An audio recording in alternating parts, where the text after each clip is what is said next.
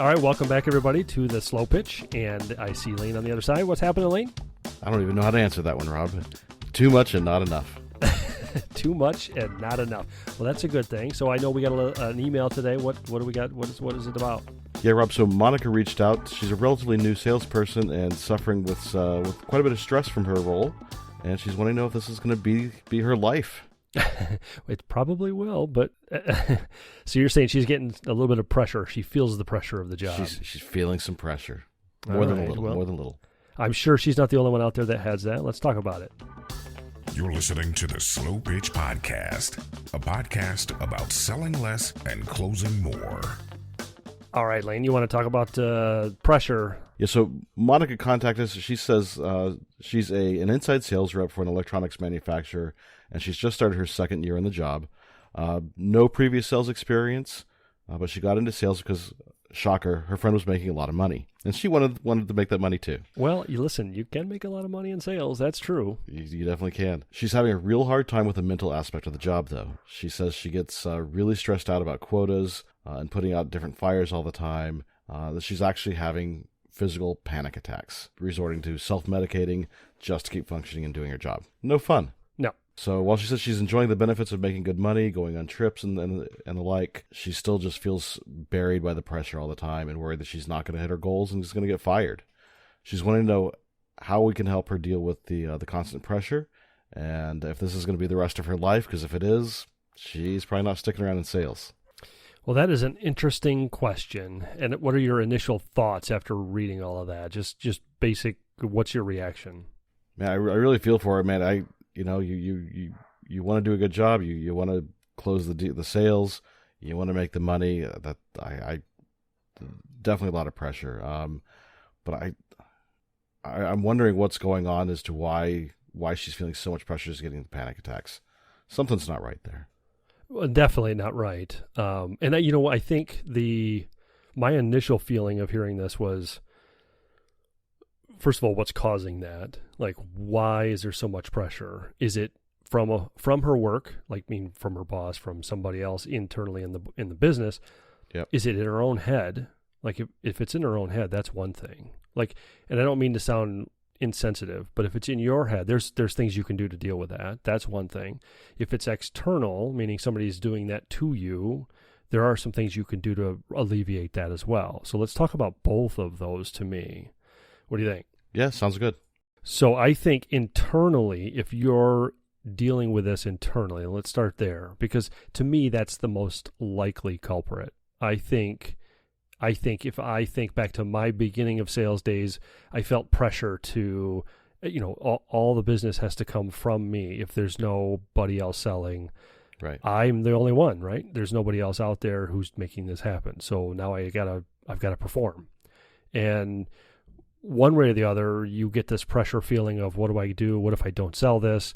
And guess what? When you're sitting in a sales meeting and you're feeling, wow, what happens if I don't sell this? Yeah. I bet the potential buyer knows that you're under pressure. They can feel it. They can feel it, yep. Yeah, because you start to say things that you don't really want to say. You don't want to come across a certain way, but you do, whether you like it or not, right?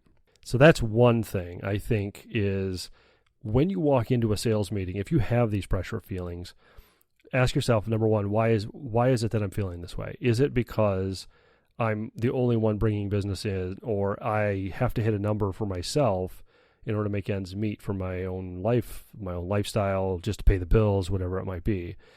That's a little bit of a problem, because that's a pressure that's real. It's not like you can just forget it. Just like, it's not a big deal. It's a real pressure, right? So I think, but if you're walking into a business, the issue becomes having that feeling when you walk into that business. You're going to want to make sure that feeling doesn't get brought out in your meeting. So there's a couple little things you need to probably do. Before you walk into a meeting, sit in your car, or before you hop on a call, before you do anything with that meeting, just beforehand, I think it's really helpful to sit quietly and think to yourself, I would love to have this sale, but if I don't get it, what happens? If I don't get this one sale, I got other sale possibilities. If I don't get this one sale, what's the big deal? Right. It's in the big grand scheme of thing, it's not, right? You could probably say There's other leads that you're working towards. That's fine. I've got others. So build on that a little bit. And that other question might be, what does your pipeline look like? If your pipeline is really thin, that pressure grows quickly. It's almost exponential. Yep. If you have 100 leads, you have 10 leads, there's quite a difference. And that's where the problem, I think, starts to show up. So if you're not getting the leads, if you're not finding your leads, that's one other area you can start to focus on. The other thing is, I think if you're, sit there quietly thinking to yourself, I'd love to have this, but it's not that important if I do, because if I miss it, I miss it. I've got other possible leads that I could close. Think about that and just know that it's going to be okay. Second thing is what's the worst case in the grand scheme of things, any day of the week where you feel that pressure? If I miss a sale, is it a big deal? If I miss 2 sales, is it a big deal? If I miss 3 sales, and keep counting until it makes where it is a big deal. That number is probably pretty high because you're having meetings and leads and all these other things happening. It's more than you think, that if you miss 1 sale, it's probably not that big of a deal. If it's a huge sale, sure, okay, fine. But even that, you have to think to yourself, all right, if I don't get this one big sale, let's break it down. What if I had 3 third-size sales? Is that good? Yeah, that would be just as good, right? So there's different ways to look at it, and just dice it up to yourself that way, right? But let's go back to the bigger problem, which is you're feeling this because you don't have enough of a pipeline. And a little bit goes to having a plan. I know we put out an episode not too long ago, and we put out an episode last year about the 12-week year and measuring all of the pieces and all of the things you're supposed to be doing on a monthly, weekly, and daily basis that is going to get you where you need to be. So if my assumption is that Monica has not created here's what I need for the year. I need to hit this number for the year. Let's just make it a round number. Let's make it $100 or 100,000. Doesn't matter. I don't care. If it's 100 and I know I'm going to break it into 4 quarters, I need 25 every quarter, right? And then what does that break down per day or per week? And now it's a little bit more manageable. It's bite size. And what's the average sale size that you need to have per sale? So if you have one that's bigger, you actually get to get less sales, quantity number, right? Versus the dollar of beef. So if you sell a good size sale, you just knocked off a couple of smaller sales. If you only sell really small stuff and then you have to get more bigger ones to offset that, that's where there's a little more pressure. So sometimes it's easier going after the low-hanging fruit. Sometimes it's not. But make sure that you're focused on quantity of sales, not the dollar amount, and then make sure that they all add up together. And then the other piece of that is just knowing what you're supposed to be doing every day to get you a lead and to get you a sale. It goes back to some of the stuff we talked about in the 12-week year. Is it networking that you have to do to get your leads? Are the leads fed to you? Can you get leads outside of that? Can you get referrals? What are the ways that you're going to bring in leads so that you can multiply the number of leads you actually have coming in and make it so that it's worth you looking at saying, I got a whole bunch of stuff going on here. Something's going to close. I mean, it's not that nothing will ever close. It's going to relieve a little bit of pressure because at some point you're going to be running so fast going meeting. And then you'll find some people that actually have the pain and actually have the need, and you'll be able to close those a lot easier than the rest of them, right? Yep. If you think about measuring numbers, what are your thoughts about some of the more important numbers that she should be kind of going after or measuring? What do you think some of those are? I'm wondering if she's tracking how many other companies she's talking to on a weekly or monthly basis that are also talking to her clients to try to come up with some partnerships.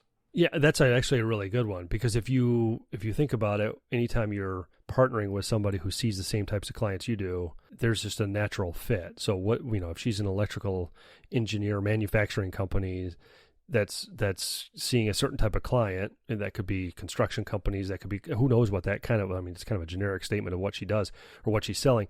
But when she gets into conversations with companies that also see those same types of buyers, there's almost always referrals that go on. It happens all day, every day. And if she is not having those phone calls, those meetings every week, then she's missing the opportunity to be laying some groundwork. The one thing I think a lot of people don't understand is sales is not an immediate thing. It's not what you see is the sale happening, right? But a lot of people don't see all the stuff that goes in before the sale. It's like, there's a lot of work. It's tons of work. All the stuff happens behind the scenes, in the background, and nobody even recognizes, nobody knows that that's happening. And by the time the sale happens, it's like, oh, wow, look at that. Look what that, they just happen to walk in at the right time. No, they worked hard at it. It's been, it's been months and maybe years to get there, right? Yep. So that's the kind of stuff that I would be looking at and measuring, because if you're looking at it from a 12-week year or just a daily grind of what you need to be doing, then figure out those things that make you more effective at getting in front of the right people. And sometimes it's not the actual customer or client that you want to talk to. It's people that are related to and who talk to those people that will get you that. But really what you're doing by setting up this plan of daily, weekly, monthly for the quarter, you end up with really no surprises. So her pressure that she's having or feeling of, I'm going to miss my sales goal for the month, you should know that by 7 days in or the end of the first week. You'll know, right? And guess what? You got 3 weeks left. I mean, nothing better than I have 3 weeks. I'm behind now, but I got 3 weeks is a long time. You can do a lot of cold calling. You can do a lot of meetings in 3 weeks. You can make a lot of things happen in 3 weeks. And guess what? If you do that and you're good at it and you start putting those 3 weeks together and making it happen, guess what happens? The next month is even better because you've done way more stuff already than you used to. Yep. And the next month, all of a sudden, you're going to have all these meetings and you're not going to know what to do with yourself. That's the key, is getting ahead of it rather than just doing things every day that you think you're supposed to be doing that's not really driving you the numbers. If you're not measuring and knowing that this is what's causing it, then you're not going to get the sale. Yeah, and you may end up down a little bit one month, but the next month, with all the efforts you put in last month, may suddenly pay off, and you end up 2 months ahead based on what you close next month. Yeah, that's exactly what ends up happening. So I just think it has to do with your own internal attitude, and I don't mean that in a negative way. I just mean that in like, I don't really need this sale. There's all these other leads going on, and you fix that by doing these measurement pieces along the way, and all these tasks and all these things that you end up doing along the way that get you in front of all the people that you need to get in front of, so that you don't have to be scrambling all the time. Every week or every month, every quarter, whatever that might be. Yeah. That's internal. Let's talk about external. How do you manage your boss barking down your neck all the time? Yeah, that's a little more difficult. It can be. Have you ever had a boss that's micromanaged you? I know I have. Yeah, I've had a boss. If you get clients that try to micromanage you, yeah. So it's you always have that, and it's always. I don't know. For me, it's usually gently telling them to back off and let me do my job. But that's easier said than done sometimes. So sometimes, especially when you're dealing with a boss. One time, I had a boss tell me, let me rephrase that. He taught me how to manage up, and he gave me a glimpse of. It was a little bit weird because he was teaching me this, and I was like, "Why is he telling me this?" And then I realized, first of all, I'm not doing that for him so that he knows. But second, he ended up getting moved to another area in the company. And so he was telling me this because he's like, hey, listen, you're going to need some help with this. If you don't do this next time, you're going to be in trouble. So I listened to what he said. And basically what he said is if you're going to manage up, what you need to do is get ahead of your boss. And by doing that, it is things like, for example, if it's Monica and her boss comes in and says, where are we at with sale? Where are you at with your numbers? Where are you at? Instead of waiting for your boss to come to you, maybe there's a time for you to come to her or him and say, all right, my goal today is to make this many calls, have this many meetings with, or whatever that might be, right? And by the end of this week, I should have this many. And if I can't get that to happen, I'll know that I'm just about even where I should be. If I hit that goal, I'm going to be ahead of for the month for what I should be going to be able to get to sale at the end of the month for whatever that number is, or it could be the quarter, whatever, however you're going to want to phrase that makes sense for your numbers. But basically what you're telling your boss is, here's my plan. Here's what I think will happen if I hit my plan. Here's what happens if I'm short. And make sure that if you're short of the plan, what your plan is, you're still hitting the goal that they're expecting you to hit, right? So if you're supposed to hit 10 sales for the week or the month or whatever it is, and your conversation says, listen, if I hit my goal that I think I'm supposed to be hitting, I should be a little bit above goal. If I just miss it, I'm still going to be okay. I'm going to hit the goal. Okay, now that's good conversation. Yeah. Actually have to do it. Yeah, absolutely. That's the piece.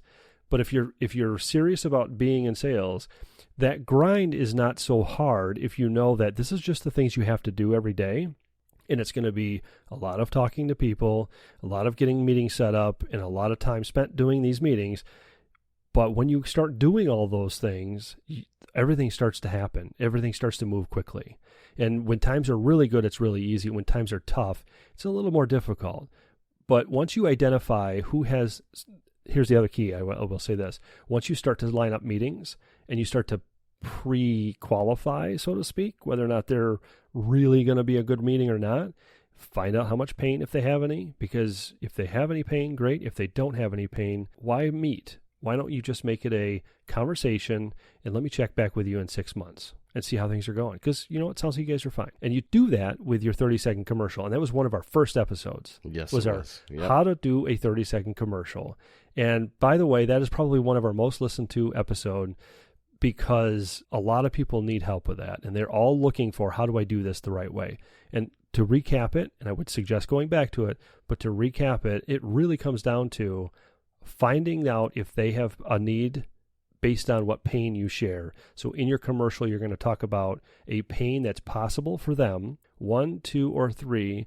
I talk to people that have pain X, pain Y, pain Z, and you're going to phrase it in such a way that's, they're frustrated with this and they're struggling with that, or angry because whatever that might be.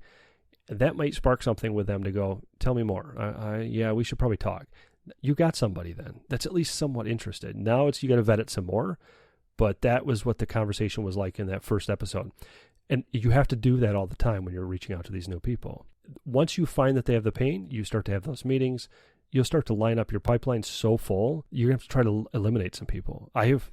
Trust me on this. If you do this right and you do this grind every day, after a while, you have to stop doing some of the grind because you're going to have too much. And at some point, you're going to have to eliminate some people in your pipeline sooner. And sometimes you're going to have to eliminate people as you get going and they're in the pipeline. You're going to go, this one is not serious. They're just pulling me along. And it's hard because you got to figure out, is this an S pulling me along and they're actually going to buy? Or is this, and for those of you that don't know what an S is, go back to one of our kind of how to sell to an S personality on the disc. Is that what that is or not? Or is this a real person that's just pulling me along for no reason, right? So any other thoughts on external from your boss? Is there anything else that we could cover? So, Rob, what if your sales goal is just plain too high? It's unattainable. Well, says you. Yeah, says I, not my boss, yes. Yeah, listen, that happens, and sometimes they are a little high. We've all been there where you've got goals that are like, okay, this is a little bit ridiculous, but maybe there's a reason. So how do you deal with your boss? Again, this goes back to managing up. So what would be, and think of it in terms of sales, sell them by selling them by asking the questions. So what questions would you ask if your boss said, here's your goal, and you think that's way too high after spending some time doing it? Why is the, how did you come up with that number? Yeah, I'm curious. Where did this number come from? Just because I have no idea. I'm newer here. Help me so that I can get to feel what that's like and what that's from. There must be a reason. And the boss may say, I have no idea. That's just the number they gave me. It could happen. It's unlikely. That's the number we need to make to hit our revenue targets. Yeah, and that's more than likely the answer, right? So they might, listen, this is what it takes. We have to have this number from you. Every person has their number. And again, it's based on past performance, but also on where you should be based on what you're as a new person could be able to do or should be able to do, blah, blah, blah, blah, blah. Okay. If that's the case, and that's what they set for a new person in that role, then you need to think about, as I'm a new person, I should be able to hit this. What do I need to do? And back it all up through the numbers. And then I would ask your boss, how many just help me work through this, because I don't want to take a lot of time. I just want to make sure how many of these, how many this, how many that, how many calls, how many meetings, how many whatever that might be to back into to get to that number, just so I can start to plan based on your numbers in this organization and what you've heard and seen. Because I think I know the number, but I don't have the experience that you guys have. You guys have data sets that I don't have no access to.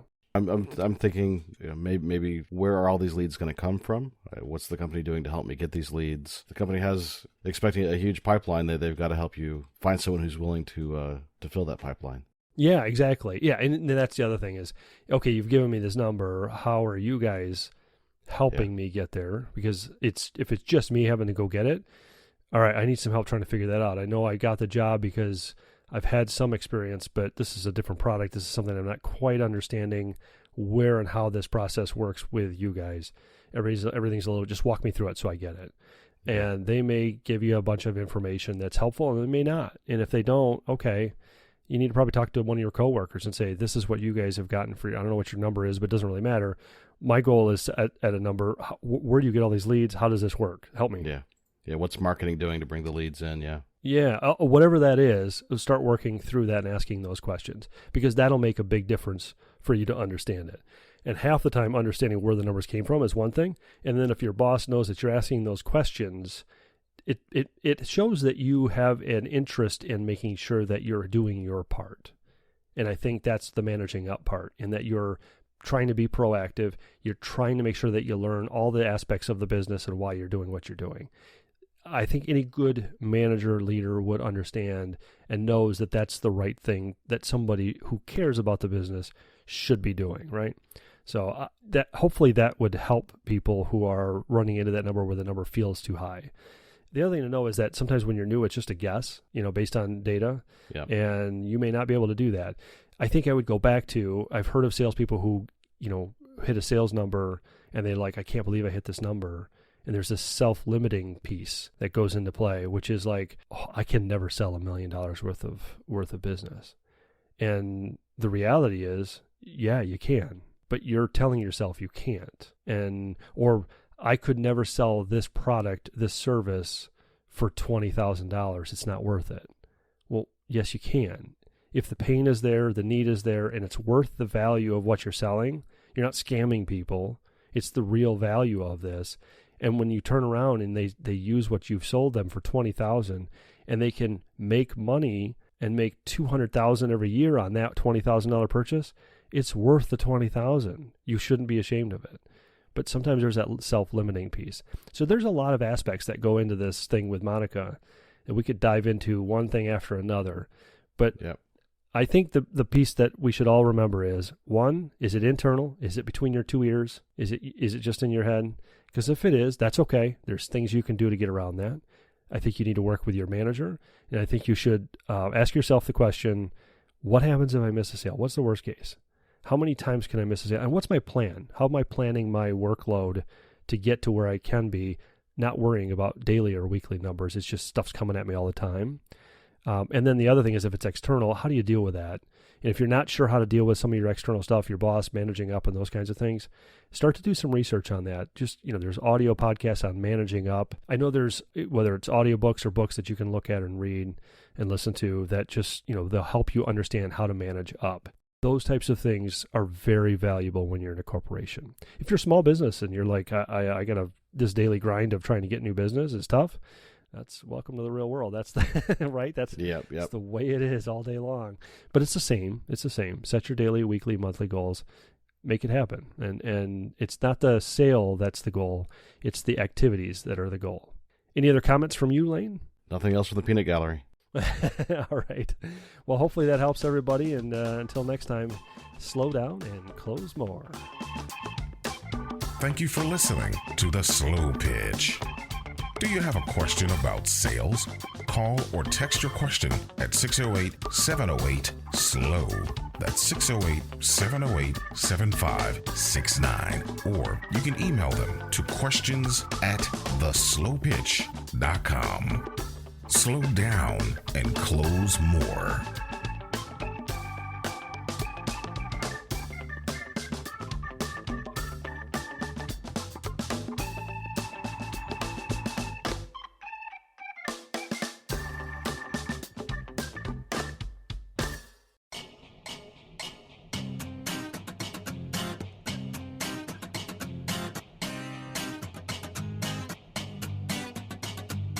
Thanks as always for listening today. If you like this podcast, please subscribe and leave us a review. We really appreciate it. Follow us on Twitter, Instagram, and Facebook at The Slow Pitch. We were mixed today, as always, by Johnny Polakis, and we were produced by High Gravity Studios. Music credits and other notes are in the show notes section on theslowpitch.com, and we'll be back with another episode soon.